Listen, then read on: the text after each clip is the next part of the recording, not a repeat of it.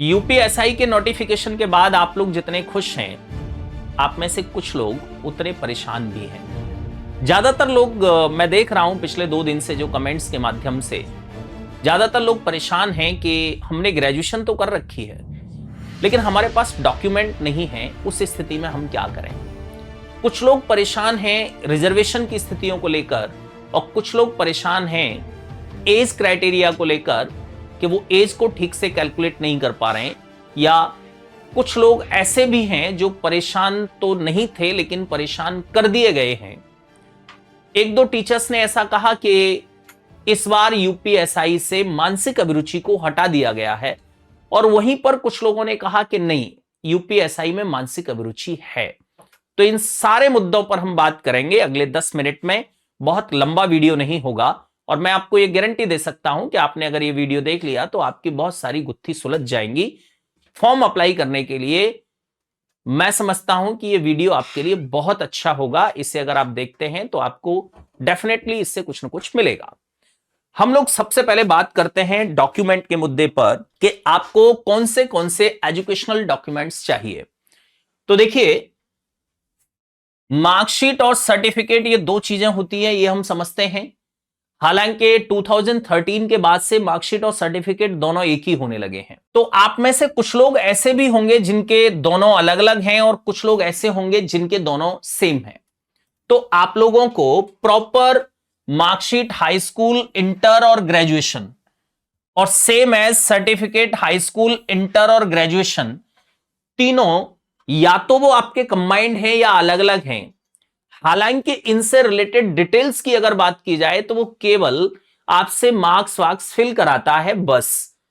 बाकी आपके roll number, आपके एनरोलमेंट नंबर, आपके सर्टिफिकेट नंबर, ये सब मेंशन कराता है। लेकिन बाद में वो आपसे कहता है कि वेरिफिकेशन के लिए आप अपने डॉक्यूमेंट्स को अपलोड भी करिए। तो वो डॉक्यूमेंट्स आपको अपलोड भी करने पड़ेंगे, इसलिए हमें ये चाहिए। लेकिन अब समस्या इस बात की है कि ऐसे लोग जिन्होंने ग्रेजुएशन तो कर रखा है, लेकिन उनके पास ग्रेजुएशन से रिलेटेड कुछ है नहीं, सिर्फ इंटरनेट से रोल नंबर के माध्यम से उन्होंने जो मार्कशीट डाउनलोड की है बस वही है। तो देखिए, मैं आपको बताता हूं, हिंदुस्तान में बहुत सारी यूनिवर्सिटी ऐसी हैं जो नेट से मार्कशीट जो डाउनलोड होती है उस मार्कशीट में भी बहुत सारी डिटेल्स मेंशन करती हैं। आपका एनरोलमेंट नंबर उसमें हो सकता है, आपका रोल नंबर तो होता ही होता है, आपका सर्टिफिकेट नंबर भी हो सकता है। तो ऐसी परफेक्ट मार्कशीट अगर आपकी नेट से निकली हुई भी है तो आपका काम बड़ी आसानी से हो जाएगा। लेकिन अगर आपकी मार्कशीट ऐसी है जिसमें बहुत ज्यादा डिटेल्स नहीं है, तो आपको अभी समय है, अपनी यूनिवर्सिटी जाना चाहिए और वहां से अपने सर्टिफिकेट प्रॉपर आपको कलेक्ट करने चाहिए। क्योंकि अगर अपलोड करने के बाद वो वेरीफाई नहीं हो पाया तो फिर बहुत बड़ी प्रॉब्लम हो सकती है, आप एग्जाम से रह सकते हैं। दूसरी एक सबसे अहम बात और आप समझिए, आप में से बहुत सारे लोग ऐसे हैं जो 2-2 बार हाई स्कूल और इंटर कर लेते हैं और उसके बेस पर फॉर्म फिल करना चाहते हैं। अब उनमें से कुछ लोग ऐसे भी होंगे जो कि ग्रेजुएट नहीं हैं और हैं भी, यानी एक डॉक्यूमेंट से ग्रेजुएशन कर रखी है, दूसरे से नहीं की है, यानी दोबारा हाई स्कूल और इंटर किया है, उसके बेस पर ग्रेजुएट नहीं है। तो आधार कार्ड में आपने अगर कोई चेंज करा रखा है तो आपका कहीं भी कुछ नहीं होने वाला है। यानी आपके आधार कार्ड में जो डेट ऑफ बर्थ है वो डेट ऑफ बर्थ आपकी प्रॉपर मैच होनी चाहिए हाई स्कूल के सर्टिफिकेट से, यानी हाई स्कूल की सनद से जो सर्टिफिकेट आपको मिलता है उसमें जो डेट ऑफ बर्थ है वही आपके आधार कार्ड में होनी चाहिए। अगर वो नहीं है तो आप फॉर्म नहीं फिल कर पाएंगे, या मान लो फिल हो भी गया तो आधार वेरिफिकेशन जब होगी तो आप उसमें रिजेक्ट कर दिए जाओगे और आप पर एक प्रश्नवाचक चिन्ह भी लग जाएगा। तो इस बात का विशेष ध्यान रखिएगा, ठीक है। आगे हम बात करते हैं रिजर्वेशन के कुछ मुद्दों पर। अच्छा, उससे भी पहले बात की जाती है यहां पर आपके डोमिसाइल यानी मूल निवास पर। अब मूल निवास की अगर बात की जाती है तो मूल निवास आपका कब तक का होना चाहिए? 11 सितंबर 2025 यानी यूपीएसआई की जो लास्ट डेट है उसके बाद का नहीं होना चाहिए, उसके पहले का ही होना चाहिए। अब आप कहेंगे कि उसके बाद का तो वैसे भी नहीं हो सकता, उसके बाद डोमिसाइल का होगा क्या? लोग तो फॉर्म भरेंगे तो पहले ही चाहिए ना डोमिसाइल। नहीं, उसके बाद का भी हो सकता है। जिन लोगों को रिजर्वेशन का लाभ लेना है उनको तो मान लो चलो पहले चाहिए, लेकिन जिनको रिजर्वेशन का लाभ नहीं लेना है उनको तो केवल कब चाहिए? केवल डॉक्यूमेंट वेरिफिकेशन के समय चाहिए। तो वो कह रहा है कि आपको मूल निवास प्रमाण पत्र जो है पहले ही बनवाना पड़ेगा, यानी 11 सितंबर 2025 से पहले का होना चाहिए। तो जिनके पास नहीं है वो लोग बनवा सकते हैं, अभी समय है। इसको बनने में 4 से 5 दिन का समय लगता है, उससे ज्यादा का समय नहीं लगता, क्योंकि गवर्नमेंट पोर्टल बना दिए गए हैं जिनमें एक डेडलाइन होती है कि आपको इतने दिन में इन समस्याओं का निस्तारण करना ही पड़ेगा। और अगर नहीं हो पा रहा है तो कोई बात नहीं है, आप उस लेखपाल को 100-200 रुपए दीजिए। हालांकि ये मैं सलाह आपको गलत दे रहा हूं, लेकिन हिंदुस्तान का सिस्टम ऐसा बन गया है कि कई बार जब तक वजन नहीं रखा जाता तब तक वो पेपर उड़ते रहते हैं, वो फाइल में प्रॉपर नहीं लग पाते। दूसरा, अब हम बात करते हैं कास्ट सर्टिफिकेट की। तो सबसे पहले कास्ट सर्टिफिकेट चाहिए किसको? कास्ट सर्टिफिकेट चाहिए सिर्फ उन लोगों को जिन लोगों को रिजर्वेशन का लाभ लेना है। अब रिजर्वेशन का लाभ सबसे पहले तो आप ये जान लीजिए, केवल यूपी के लोगों को रिजर्वेशन का लाभ मिलेगा। अदर स्टेट के किसी भी आदमी को रिजर्वेशन का लाभ नहीं मिलेगा, चाहे वो किसी भी कैटेगरी का हो। यूपी के ही आदमी को रिजर्वेशन का लाभ मिलेगा, अदर स्टेट का कोई भी कैंडिडेट यहां जनरल में कंसीडर होगा। अब रिजर्वेशन का लाभ किन किन को मिलेगा? एक तो ईडब्ल्यूएस वालों को मिलेगा, ओबीसी को मिलेगा, एससी को मिलेगा, एसटी को मिलेगा, और भी बहुत सारी कैटेगरी हैं जिनको मिलेगा। तो अब कास्ट सर्टिफिकेट इन सबको देना है, लेकिन एससी और एसटी को कास्ट सर्टिफिकेट उनका कभी का भी बना हो चलेगा, लेकिन वो कास्ट सर्टिफिकेट आपका 11 सितंबर 2025 से पहले का होना चाहिए। उसके बाद बनवा के आप चाहें कि हम डॉक्यूमेंट वेरिफिकेशन कराएंगे तो वो मान्य नहीं होगा। लेकिन आप इसमें एक विशेष बात समझिए कि ईडब्ल्यूएस का लिखा हुआ है कि सब ईडब्ल्यूएस का कास्ट सर्टिफिकेट कब से कब तक का होना चाहिए? सिर्फ इसी फाइनेंशियल ईयर का होना चाहिए, 1 अप्रैल 2025 से लास्ट डेट यानी 11 सितंबर 2025 तक का। क्योंकि इनकम लोगों की कभी भी कम और ज्यादा हो जाती है, तो हमें यह समझ में आ रहा है कि इनकम के बेस पर यह सर्टिफिकेट बनता है, तो यह फाइनेंशियल ईयर का होना चाहिए। लेकिन ओबीसी में भी यही मुद्दा है, ओबीसी में भी यही लिखा हुआ है कि साहब ओबीसी का भी कास्ट सर्टिफिकेट पुराना नहीं चलेगा। कौन सा चलेगा? इसी फाइनेंशियल ईयर का चलेगा, यानी 1 अप्रैल 2025 से 11 सितंबर 2025 तक का। अब आप सोच रहे होंगे कि ओबीसी का आदमी तो आज से 5 साल पहले भी ओबीसी में था और आज भी ओबीसी में है, तो 5 साल पहले का कास्ट सर्टिफिकेट उसका क्यों नहीं चल पा रहा है? इसको भी फाइनेंशियल ईयर का ही कास्ट सर्टिफिकेट क्यों चाहिए? बहुत सारे लोग, यानी बहुत सारे ओबीसी वाले लोग इस वजह से मारे जाएंगे, आप देख लेना। उनके पास ओबीसी का सर्टिफिकेट पुराना वाला रखा होगा जो कि मान्य नहीं होगा। ओबीसी का कास्ट सर्टिफिकेट 1 अप्रैल से पहले का नहीं होना चाहिए, यानी इन्हीं 4-5 महीनों का ही चलेगा, उससे पहले का नहीं चलेगा। क्यों नहीं चलेगा वो समझिए। तो ये वही डिटेल है जो आपके नोटिफिकेशन से ली गई है। क्यों नहीं चलेगा इसमें प्रॉपर लिखा हुआ है, उत्तर प्रदेश लोक सेवा अनुसूचित जातियों, अनुसूचित जनजातियों और अन्य पिछड़े वर्गों के लिए आरक्षण अधिनियम 1994 समय समय पर यथा संशोधित की अनुसूची 2 के अनुसार क्रीमी लेयर के अंतर्गत आने वाले उत्तर प्रदेश के अन्य पिछड़ा वर्ग के अभ्यर्थियों को आरक्षण का लाभ अनुमन्य नहीं है। यानी ये कह रहा है कि इसमें एक क्रीमी लेयर को लेकर आपने देखा होगा कि एक 5-7 महीने पहले बड़ा जबरदस्त आंदोलन चला था कि साहब क्रीमी लेयर और नॉन क्रीमी लेयर, कि आपकी 8 लाख रुपए से ऊपर की इनकम है तो आप क्रीमी लेयर में आएंगे, आपको रिजर्वेशन का लाभ नहीं मिलेगा। और ये अधिनियम 1994 के अंतर्गत हुआ है, लेकिन इसमें अनुसूचित जातियां, जनजातियां और पिछड़ा वर्ग तीनों को समाहित किया गया था। लेकिन यूपीएसआई के नोटिफिकेशन में सिर्फ और सिर्फ अन्य पिछड़े वर्ग पर ही यह बात लागू की गई है, औरों पर लागू नहीं की गई है। यानी अन्य पिछड़े वर्ग के अभ्यर्थियों को आरक्षण का लाभ अन्वयन नहीं होगा। क्यों नहीं होगा?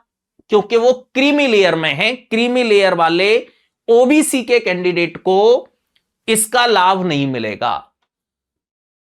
अब ओबीसी का सर्टिफिकेट किसी ने लगा रखा है, तो यह कैसे कंफर्म हो कि सब वो क्रीमी लेयर में आता है कि नहीं आता है? वो सर्टिफिकेट उसका पुराना है, आज वो क्रीमी लेयर में आ रहा है। इसलिए यहां स्पष्ट किया गया है कि अन्य पिछड़े वर्ग के लिए जाति प्रमाण पत्र प्रारूप 2 उत्तर प्रदेश सरकार की सेवाओं हेतु मान्य 1 अप्रैल 2025 या उसके बाद का, किंतु इस भर्ती हेतु निर्धारित आवेदन पत्र जमा करने की अंतिम तिथि तक का होना चाहिए। अंतिम तिथि यानी 11 सितंबर तक का निर्गत होना चाहिए। केंद्र सरकार की सेवाओं हेतु मान्य उक्त जाति प्रमाण पत्र मान्य नहीं होगा। हालांकि इस बात को मैंने लास्ट में और एक बार लिखा हुआ, उसकी बात हम बाद में करेंगे। तो आपको यह समझ में आ गया होगा कि ओबीसी का जाति प्रमाण पत्र भी इसी फाइनेंशियल ईयर का होना चाहिए, इससे पहले का नहीं होना चाहिए, क्योंकि इसमें क्रीमी लेयर में आने वाले ओबीसी के कैंडिडेट को ओबीसी का लाभ नहीं मिलेगा, वो जनरल में कंसीडर होगा। इसलिए आपका जाति प्रमाण पत्र तय करेगा कि आज आप ओबीसी की सेवा यानी ओबीसी का रिजर्वेशन लेने की स्थिति में हैं या नहीं है। उसके बाद हम देखते हैं कुछ इंपॉर्टेंट फैक्ट्स जो कि शायद बहुत जरूरी हैं, कुछ लोगों के लिए बड़ा मुद्दा होगा। महिला अभ्यर्थियों द्वारा आरक्षण के दावे हेतु पिता पक्ष से निर्गत जाति प्रमाण पत्र ही मान्य होगा। यानी आप जन्म से जिस जाति में हैं आप उसी जाति के रहेंगे। यानी आप जनरल के हैं और आपकी शादी किसी रिजर्वेशन कैटेगरी में हो गई है, तो ऐसा बिल्कुल नहीं हो सकता कि आपको रिजर्वेशन का लाभ मिले।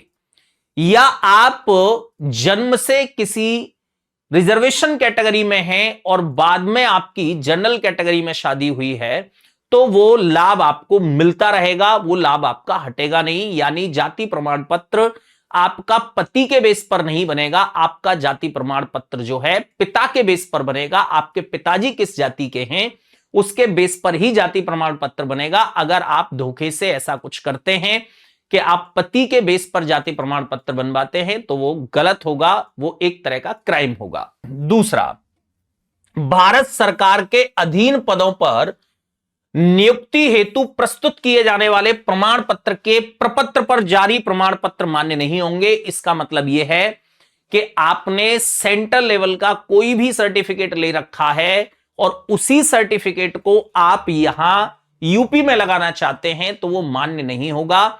आपको स्टेट का ही सर्टिफिकेट लेना पड़ेगा, सेंटर का कोई भी सर्टिफिकेट इधर मान्य नहीं होगा। इसलिए इन सारी चीजों को क्लियर कर लीजिए।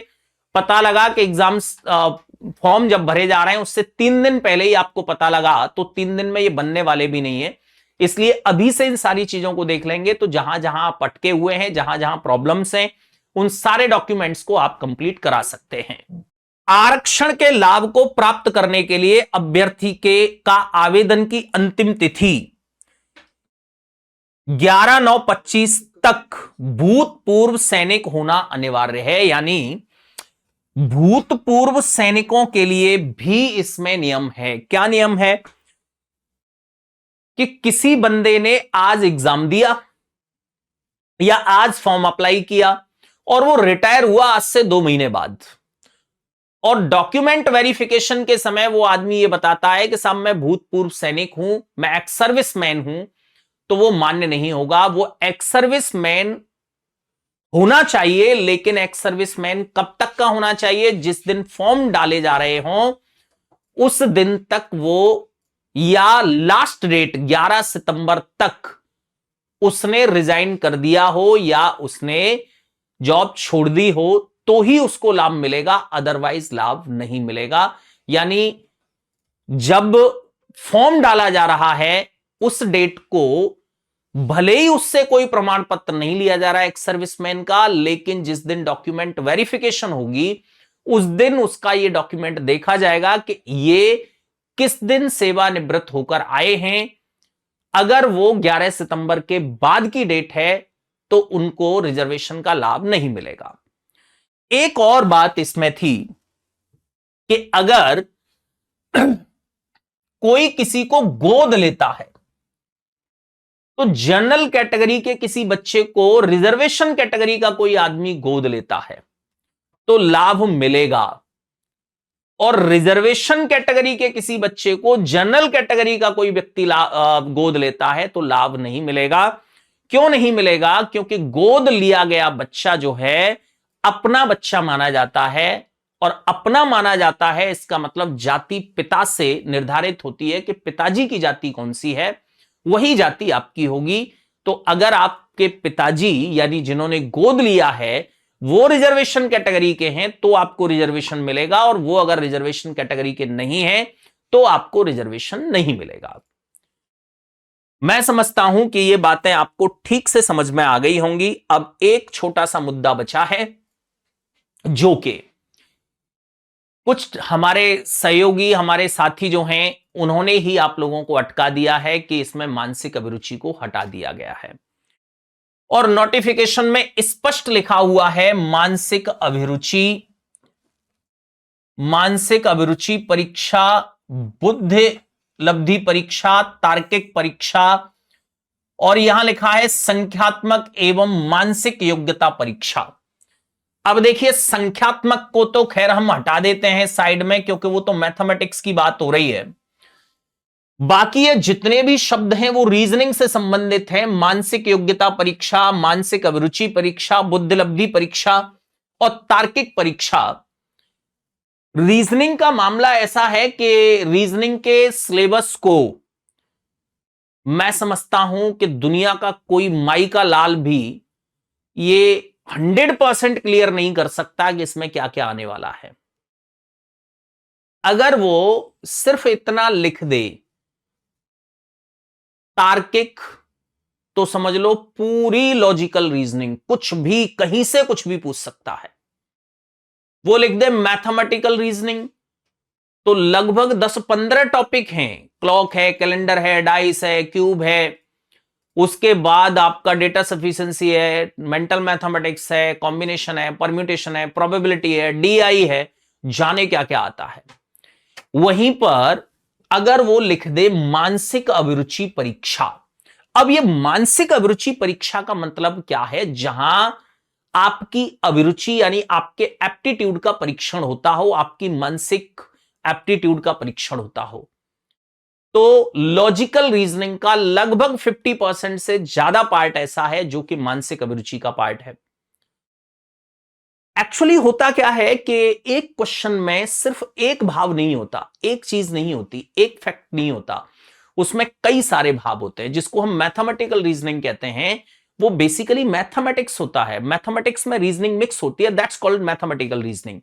सेम एज मानसिक अभिरुचि की बात करें या मानसिक अभिरुचि परीक्षा की बात करें तो आपका डिसीजन मेकिंग मानसिक अभिरुचि का पार्ट है।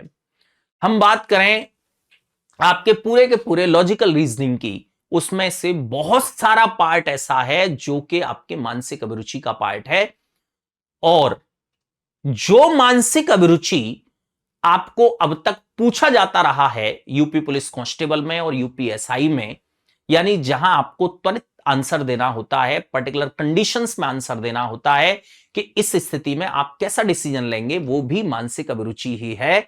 तो अब मुझे तो भाई ये समझ में नहीं आ पा रहा है कि इसमें वो मानसिक अभिरुचि जिसको आप मानसिक अभिरुचि समझते हैं वो मानसिक अभिरुचि आएगा या नहीं आएगा।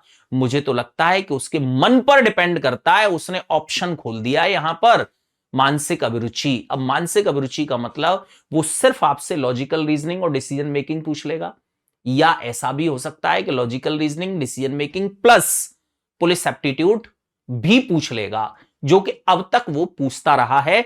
पिछले सिलेबस में और आज के सिलेबस में कोई अंतर नहीं है, बस लोगों को अंतर जो दिखाई दे रहा होगा वो सिर्फ इतना अंतर दिखाई दे रहा होगा कि पहले जब वो एक्सप्लेन करता था टॉपिक्स के नाम मानसिक अभिरुचि के, तो वो सारे टॉपिक्स दिए हैं जिन टॉपिक्स को हम लोग मानसिक अभिरुचि कहते हैं, जो पुलिस से संबंधित हैं। अब अगर वो टॉपिक नहीं दिए गए फिर तो आप एक तरीके से यह भी कह सकते हो कि साहब इसमें मूल विधि भी नहीं आएगा, क्योंकि मूल विधि का भी बहुत सारा पार्ट ऐसा है जो कि अभिरुचि बेस्ड है, लेकिन मूल विधि उसने स्पष्ट लिखा है। अब मूल विधि देखिए, यहां लिखा है मूल विधि। अब मूल विधि अगर स्पष्ट लिखा है तो आप यह समझ लीजिए कि मूल विधि के अंतर्गत भी अभिरुचि का बहुत सारा पार्ट उसमें निहित होता है। इसलिए इस पर 1% भी यह दावा नहीं किया जा सकता कि मानसिक अभिरुचि आएगी या नहीं आएगी। जो ये कह रहे हैं कि आएगी शायद वो भी गलत है, और जो कह रहे हैं कि नहीं आएगी वो भी शायद गलत है। इसलिए मैं सिर्फ ये कहूंगा कि पढ़ने से किसी का वजन कम नहीं होता। पढ़ लेंगे कोई लॉस नहीं होगा, कुछ ना कुछ अच्छा ही होगा, आपकी अभिरुचि कुछ विकसित होगी, आप एक अच्छे पुलिस वाले बनेंगे, आप आगे चल के एक अच्छा क्रियान्वयन करेंगे, यानी कुल मिलाकर आपको बेनिफिट होगा। नहीं पढ़ेंगे तो लॉस होने के चांसेस बहुत हैं, क्योंकि यूपी पुलिस कांस्टेबल में आपने देखा था पहला पेपर जब हुआ था तो 10-10, 12-12 क्वेश्चन एक एक पेपर में डाले थे और लोग मानसिक अभिरुचि पढ़े बिना चले गए थे। अब दूसरी बार मानसिक अभिरुचि बहुत अच्छे से पढ़ी तो एक भी क्वेश्चन देखने को नहीं मिला, तो कुछ भी नहीं पता होता, उसने ऑप्शन प्रॉपर खोल दिया है कि मानसिक अभिरुचि आ सकती है। अब आएगी या नहीं आएगी यह तय नहीं किया जा सकता, यह उसी पर डिपेंड करेगा। ठीक है, तो इस वीडियो के माध्यम से आपको बहुत कुछ देखने को मिल गया है, बहुत कुछ सीखने को मिल गया है। जहां जहां आप अटके हुए हैं, जहां जहां जिन जिन समस्याओं से आप जूझ रहे हैं अभी, उनका प्रॉपर निवारण करिए, तरीका आपको समझ में आ गया होगा। थैंक यू, बहुत बहुत धन्यवाद।